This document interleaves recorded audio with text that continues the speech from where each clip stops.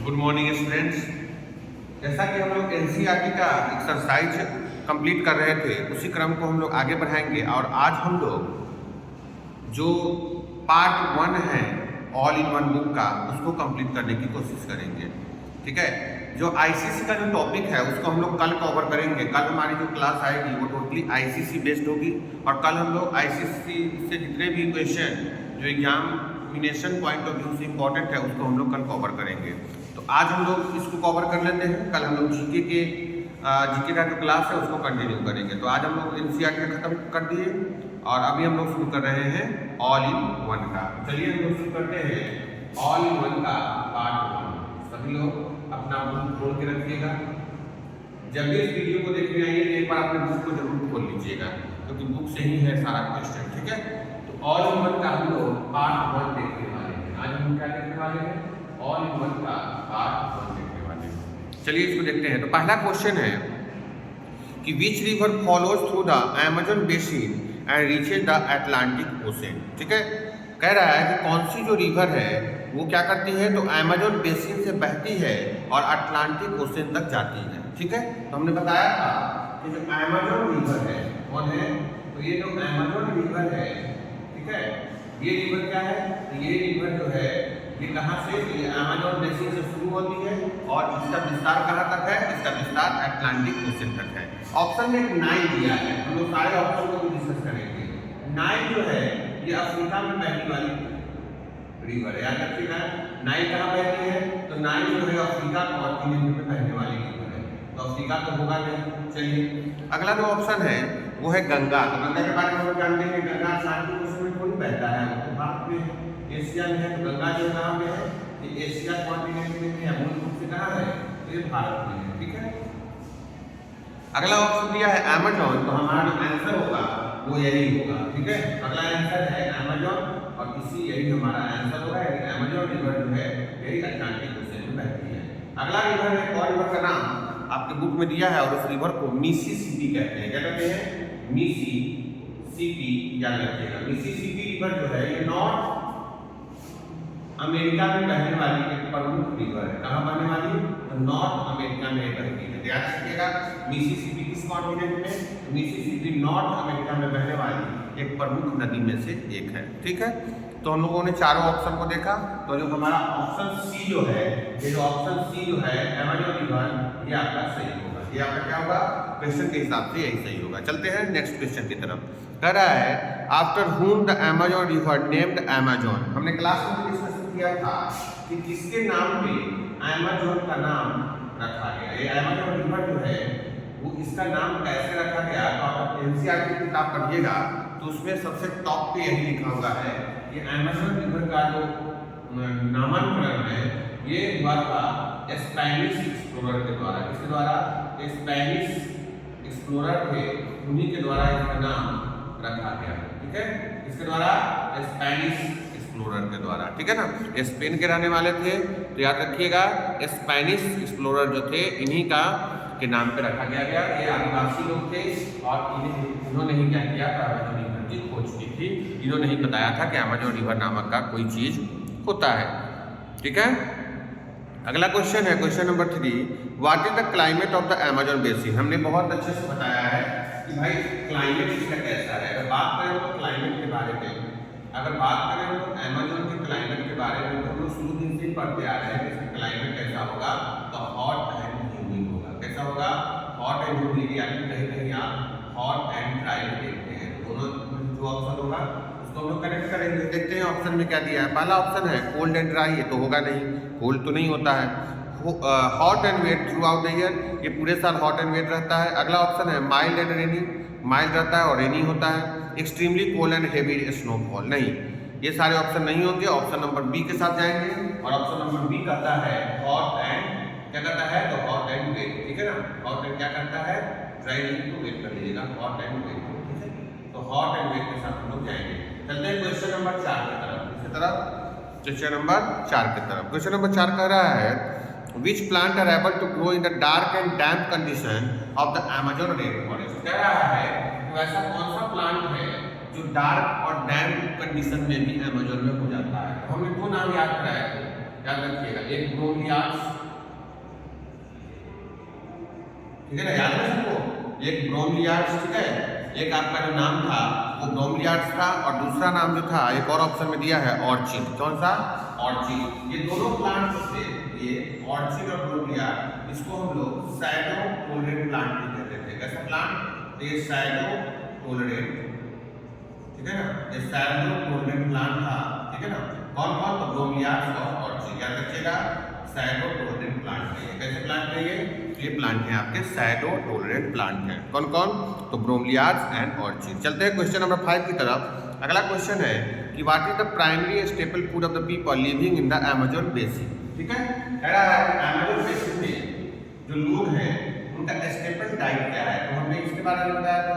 Amazon में ये जो लोग हैं उनका स्टेपल डाइट के बारे में अगर बात करें, स्टेपल डाइट या फिर स्टेपल फूड के बारे में अगर बात करें, तो इनका स्टेपल डाइट या फूड है वो है मैनियोक। कौन है? तो मैनियोक है। इसको दूसरे शब्दों में हम लोग कसावा भी कहते हैं। क्या कहते हैं? कैसावा। याद रखिएगा, कैसावा जो है, मैनियोक जो है, इनका स्टेपल डाइट है, स्टेपल फूड है। ठीक है, क्या नाम याद रखिएगा? आप लोग याद रख सकते हैं, अमेज़न में जो लोग हैं उनका स्टेपल डाइट जो फूड है वो है मैनियोक, या फिर दूसरे शब्दों में कसावा।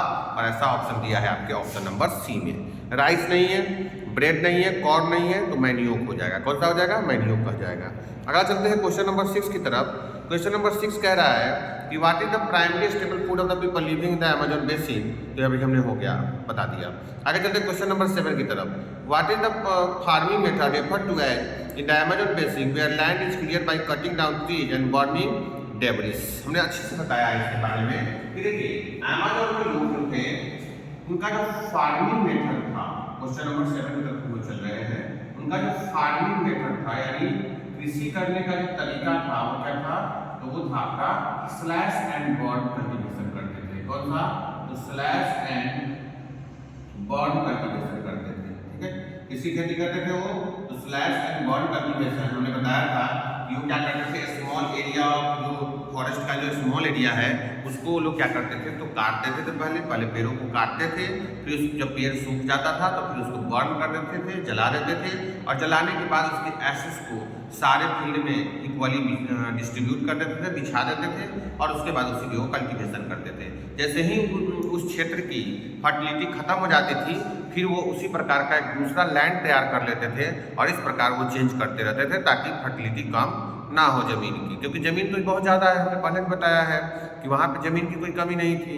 लेकिन आप अपने घर के आसपास देखिएगा कि जमीन की कमी है, तो क्या करते हैं फार्मर, हमारे यहाँ हम भी देखते हैं, हमारे यहाँ फार्मर जो है वो 2 प्रकार की खेती करते हैं।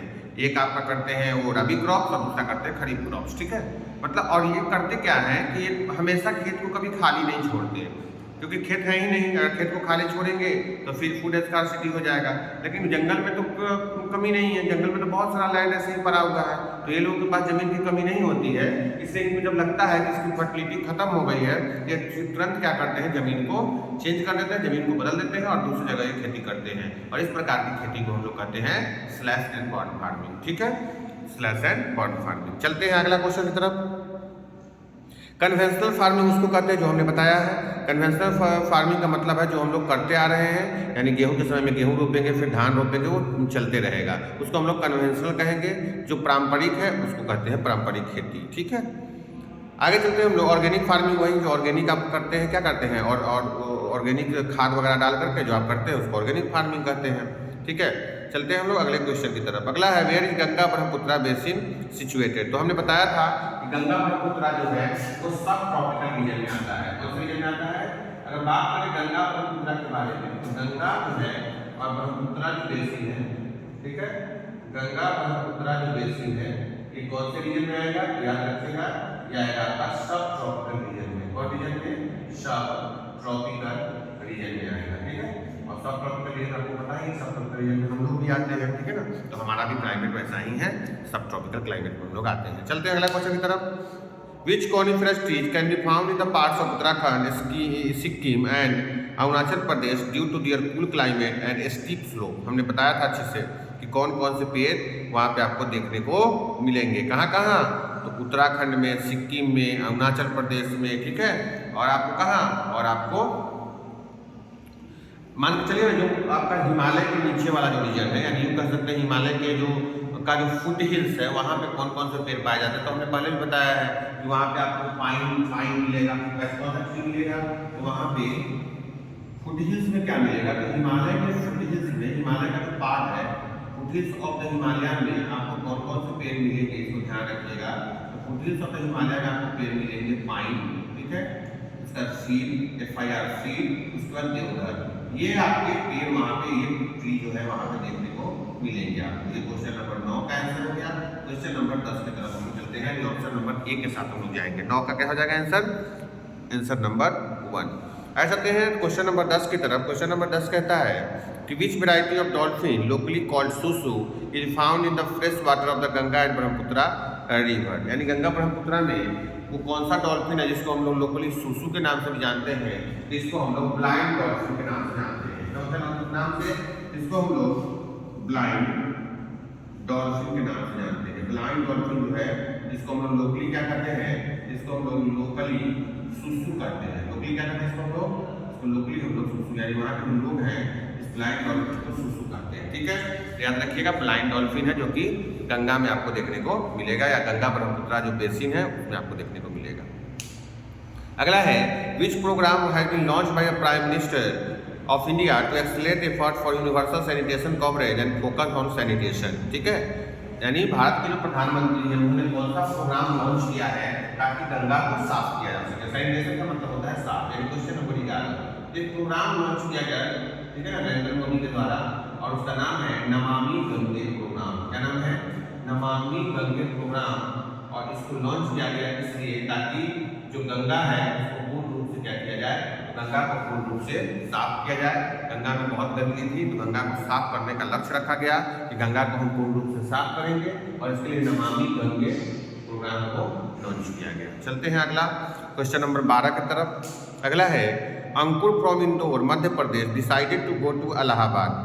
अंकुर जो कि मध्य प्रदेश इंदौर का रहने वाला है, वो क्या करता है, वो निर्णय लेता है कि वो प्रयागराज जाएगा for travelling and to blessing from sacred river Ganga, और जा करके गंगा नदी में डुबकी लगाएगा और वहाँ से आशीर्वाद लेगा। But he found the waste water from this towns and industries discharge from into the river that lead to the pollution of the river. लेकिन उससे वो देखता है कि जितने भी कूड़े कचरे हैं गंगा, वो सभी जो है गंगा रिवर में डाल दिया जाता है। यानी सिटी जो था, यानी प्रयागराज में जितना भी गंदगी है सब उठा करके लोग कहाँ डाल रहे हैं, रिवर में डाले हैं। ये देखता है, वो आगे चलता है what significant environmental concern is associated with the discharge of waste water from city and industry into the river of the Ganga Brahmaputra basin. अब देखो होगा क्या, जैसे ही आप डालिएगा, जैसे ही आप पूरा कचरा को रिवर में डालिएगा तो रिवर की स्थिति खराब होगी कि अच्छी होगी, तो स्वाभाविक सी बात है कि खराब होगी। तो ऑप्शन में दिया है कि इंक्रीज इन एक्वेटिक बायोडाइवर्सिटी। देखो इंक्रीज कैसे होगा, एक्वेटिक बायोडाइवर्सिटी जो है वो अच्छा होगा, नहीं भाई अच्छा नहीं होगा, वो तो खराब होगा। तो यहाँ तो इंक्रीज दिया है, अगर ये डिक्रीज रहता तो ये आंसर हमारा अप्रोप्रिएट होता, लेकिन यहाँ पे इंक्रीज दिया है तो इंक्रीज तो नहीं कर रहा है, तो ये ऑप्शन कट जाएगा। दूसरा ऑप्शन है इंप्रूवमेंट इन वाटर क्वालिटी, कचरा डाल रहे हो और कह रहे हो कि इंप्रूवमेंट होगा, ये भी ऑप्शन गलत है, सरासर गलत है। अगला है decrease in pollution of the water, ये पोल्यूशन ऑफ द रिवर। अगला ऑप्शन है कि आप क्या कर रहे हैं, पोल्यूशन को कम कर रहे हैं, ऐसा थोड़ी है आप पूरा कचरा डाल रहे हैं, कह रहे हैं कि पोल्यूशन कम होगा, तो ये भी ऑप्शन नहीं है। लास्ट ऑप्शन दिया है adverse effect on river ecosystem, ये ऑप्शन बिल्कुल सही है। एडवर्स का मतलब होता है प्रतिकूल, ठीक है, एडवर्स इफेक्ट डालेगा, यानी जो हम लोग कर रहे हैं गंगा को गंदा कर रहे हैं, इस पर वो कैसा इफेक्ट डालेगा, तो एडवर्स इफेक्ट डालेगा ऑन गंगा रिवर या रिवर इकोसिस्टम, जो हमारा रिवर का इकोसिस्टम है उस पर बुरा प्रभाव डालेगा। कौन बुरा प्रभाव डालेगा सर, जो हम लोग गंदा कर रहे हैं गंगा को। तो ऑप्शन नंबर डी सही होगा, तो 12 का जो आंसर होगा वो ऑप्शन नंबर डी होगा। चलते हैं क्वेश्चन नंबर 13 के साथ। 13 क्वेश्चन नंबर हम लोग देखते हैं। Marking a shift in emphasise the union government flagship Namami Gange programme conceived to improve the sanitation level in the Ganga river is now geared towards conservation, tourism and providing economic livelihoods। बिल्कुल सही बात है। नमामि गंगा जो programme आया उसका मतलब ये नहीं था कि केवल गंगा को साफ करना है, गंगा को साफ तो करना ही है, उसके साथ साथ कंजर्वेशन का काम भी करना है। कंजर्वेशन क्या सर, तो वहाँ जितने भी पेड़ पौधे हैं उसको बचाना है, पानी को भी बचाना है, साथ ही साथ टूरिज्म पे ध्यान दिया गया। जैसे देखिए गंगा जैसे ही साफ होगी, लोग ज़्यादा आना शुरू करेंगे, टूरिज्म बढ़ेगा तो रोजगार भी बढ़ेगा, लोगों जो वहाँ के जो लोकल लोग हैं उनको काम करने का भी मौका मिलेगा, साथ ही साथ इकोनॉमिक लाइवलीहुड बढ़ेगा। बिल्कुल सही बात है। जैसे ही लोगों को रोजगार मिलेगा, जैसे आप देखते होइएगा कि बहुत सारे ऐसी जगह हैं जहाँ जो टूरिज्म प्लेस है, जहाँ पे लोग जाते हैं ज़्यादातर घूमने, तो वहाँ की देखिएगा वहाँ का जो इकोनॉमिकल कंडीशन है वो काफ़ी अच्छा है। जैसे देखिए होगा कि आप यूपी में जैसे राम मंदिर बना तो उससे बहुत सारे लोगों को रोजगार मिला, और उससे क्या हुआ कि कहीं ना कहीं इकोनॉमिकली जो है यूपी वो काफ़ी आगे बढ़ा है, उसमें टूरिज्म को काफ़ी बढ़ावा दिया है। अलग अलग जगह से लोग जो मानते हैं भगवान को वहाँ जाते हैं। ठीक है, तो याद रखिएगा जैसे ही हम लोग किसी भी चीज़ को करते हैं, किसी भी चीज़ को बनाते हैं, तो इसका मतलब ये है कि हम कहीं ना कहीं टूरिज्म को बढ़ावा दे रहे हैं। तो यहाँ पे जो आंसर होगा ये हिंदू का रिपोर्ट था। तो कह रहा है, क्वेश्चन पूछ रहा है, should the implementation of such programme be consider in conservation and providing economic livelihood. तो इससे क्या होगा, तो पहला जो ऑप्शन दिया है कि yes such programme implementation should in cleaning the river and aware about cleanness of the river. अब ये जैसे ही प्रोग्राम आएगा तो इसका सीधा जोर होगा क्या करने पे, क्लीननेस पे ध्यान दे रहा है। तो हो सकता है ये आंसर हमारा सही हो कि हाँ भाई ये प्रोग्राम कहीं ना कहीं इम्प्लीमेंटेशन ला रहा है, किसमें, साफ सफाई में कहीं ना कहीं सुधार ला रहा है। तो ये हो सकता है। दूसरा ऑप्शन पढ़ते हैं, ये such programme will benefit the government in portfolio making. नहीं, ये सही नहीं है कि ऐसा प्रोग्राम ला करके जो गवर्नमेंट है वो अपना कहीं ना कहीं वो वोट बैंक की राजनीति कर रही है। नहीं, ऐसा नहीं है। आप गंगा को कहीं अगर साफ कर रहे हैं, गंगा को अगर कंजर्व कर रहे हैं, टूरिज्म बढ़ रहा है, तो उससे कहीं ना कहीं सरकार को कोई बहुत बड़ा फायदा नहीं है। तो ये ऑप्शन आपको हमको ठीक नहीं लग रहा है। अगला ऑप्शन है नो वाला, तो ऑप्शन ऐसे ही कर जाएगा क्योंकि नो नहीं होगा, यस के साथ ही हम लोग जाएंगे, और यस में ऑप्शन नंबर ए जो है वो भी सही है। तेरह का जो आंसर होगा वो होगा ऑप्शन नंबर ए। ध्यान रखिएगा। चलते हैं हम लोग क्वेश्चन नंबर 14 की तरफ। 14 क्वेश्चन कह रहा है कि identify the correct option that describe about basin given below. तो हमने बताया था कि अमेजोन के बारे में, तो अमेजोन जो है वो 10 डिग्री नॉर्थ से 10 डिग्री साउथ तक है। इसका टेम्परेचर क्या होता है, बहुत हाई होता है। जब टेम्परेचर हाई होगा तो ह्यूमिडिटी भी क्या होगा, हाई होगा। यहाँ पे एनिमल में कौन कौन पाए जाएंगे, तो मंकी, स्लॉथ, टापीर पाया जाएगा। तो आप टापीर भी पढ़ेंगे तो सीधा आपके दिमाग में आ जाएगा कि टापीर कहाँ पर आए थे सर, टापीर पढ़ाए थे अमेजोन में। कहाँ पढ़ाए थे, अमेजोन में। तो आंसर हो जाएगा आपका अमेजोन बेसिन। 14 का आंसर क्या हो जाएगा, 14 का भी आंसर ये होगा। चलते हैं क्वेश्चन नंबर 15 की तरफ। 15 कह रहा है कि river Brahmaputra is also known as Jamuna. ठीक है, ब्रह्मपुत्रा को हम लोग जमुना के नाम से जानते हैं, ये सही है। Ganga is a tributary of Brahmaputra river. Ganga जो है वो ट्रिब्यूटरी है, नहीं। Paddy cultivation does not require much water, ये भी गलत है। ठीक है ना, कह रहा है कि पैडी में जो धान की खेती है उसमें ज़्यादा पानी की जरूरत नहीं है। बिल्कुल है, हमने बताया है कि धान की खेती हम लोग रेनी सीजन में ही करते हैं ताकि पानी की कमी ना हो, क्योंकि पैडी जो है ज़्यादा पानी को सोखता है। तो इसलिए ऑप्शन नंबर क्या हो जाएगा, इसमें ऑप्शन नंबर कोड के साथ चलते हैं। तो पहला जो है वो सही है, दूसरा गलत है, तीसरा भी गलत है। तो केवल और केवल आंसर होगा ओनली वन। याद रखिएगा, इसका ऑप्शन नंबर बी हो जाएगा, केवल ऑप्शन नंबर बी हो जाएगा, क्योंकि पहला ही केवल स्टेटमेंट सही है, बाद बाकी दो स्टेटमेंट इसके क्या है, गलत है। अगला क्वेश्चन है, इसमें इनकरेक्ट चुनना है। इसमें क्या चुनना है, incorrect. The density of population of the plain is very low. ये तो सही बात है, सही बात है, नहीं ये गलत बात है कि पॉपुलेशन डेंसिटी जो है वो प्लेन का काफ़ी कम होता है। नहीं, हमने बताया था कि पॉपुलेशन डेंसिटी काफ़ी ज़्यादा होता है। तो ये तो इनकरेक्ट है, इनकरेक्ट को ही चुनना है। Kolkata is an important port of the river Hooghly. याद रखिएगा, कोलकाता जो है वो इम्पॉर्टेंट पोर्ट है रिवर हुगली का, ये सही है। Prime minister of India launch the स्वच्छ भारत मिशन ऑन 2 अक्टूबर 2014 में प्रधानमंत्री ने क्या किया था, तो स्वच्छ भारत मिशन को लॉन्च किया था। ये भी बात सही है, महात्मा गांधी का बर्थडे था और उसी दिन भारत के प्रधानमंत्री ने 2 अक्टूबर 2014 को स्वच्छ भारत मिशन को लॉन्च किया था। तो ये कहीं ना कहीं आपका कोटेशन सही है। तो सही वाले को हमको नहीं चुनना है और हमको चुनना है इनकरेक्ट को, और इनकरेक्ट जाएगा कि जो प्लेन का जो पॉपुलेशन डेंसिटी है वो काफ़ी कम है, जो कि कहीं ना कहीं गलत है। तो हम लोग चलेंगे ऑप्शन नंबर सी के साथ। सी में केवल 16 का जो आंसर होगा वो होगा सी, क्योंकि प्लेन का जो डेंसिटी होता है, पॉपुलेशन डेंसिटी, वो काफ़ी ज़्यादा होता है और यहाँ पे लो दिया है और हमको इनकरेक्ट ही चुनना है। तो आज हम लोग ने कंप्लीट किया पार्ट 1 को, ठीक है, और पार्ट 1 में हमने बहुत सारे क्वेश्चन को डील किया, बहुत सारे क्वेश्चन के साथ बहुत सारे फैक्ट को भी जाना। तो आज हम लोग यहीं पे रोकेंगे।